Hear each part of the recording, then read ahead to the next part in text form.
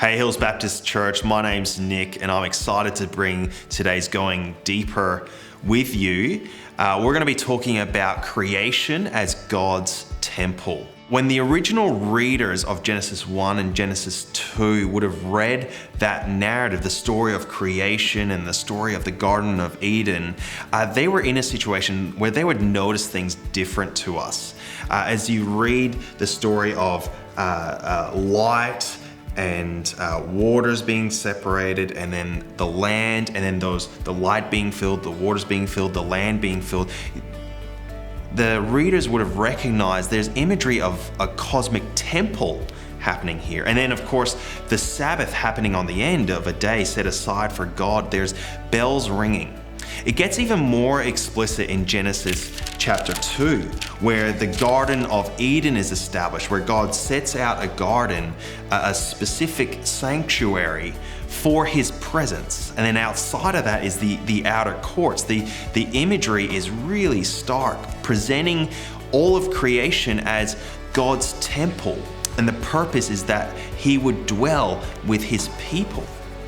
Now, if we take that imagery and think, what's our role in creation, in God's cosmic temple?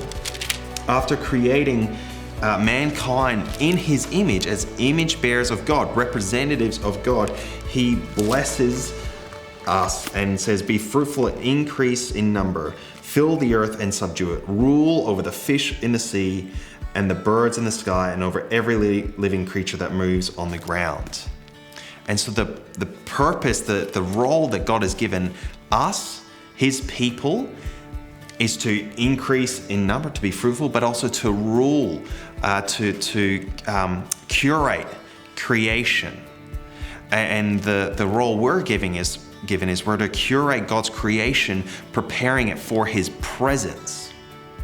Now, of course, because of sin, because of our selfishness, because we thought we could do better, we've messed that up. And God does have a plan to restore and renew all creation.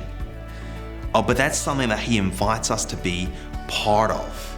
And so when we think about caring for creation, when we think about sustainability, part of that is an act of worship, of actually recognizing the beauty of God's creation and how that glorifies him. So what does that look like for you, being a curator of creation for God's presence? Is it thinking about how we're recycling? Do we actually care about which bin we put different items in and the effect that might have on landfill, on materials, on that kind of stuff? Is it thinking about how much energy we're using?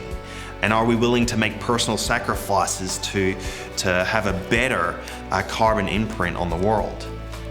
Is it thinking about how we can contribute to the beauty of creation, planting trees, doing gardening, or even doing art and other creative things to kind of increase the value of the world as we add our own little touch to it that God's gifted us with?